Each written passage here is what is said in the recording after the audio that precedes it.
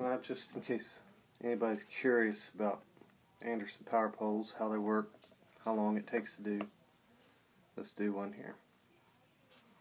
Snip.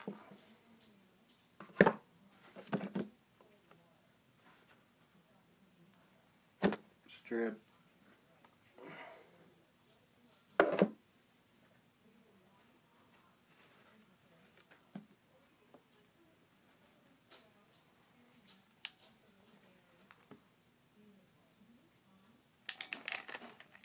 Crimp.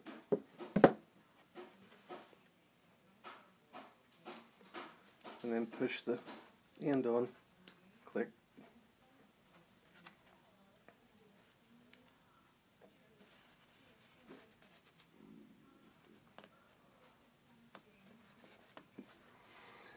Is that any faster than Dean's?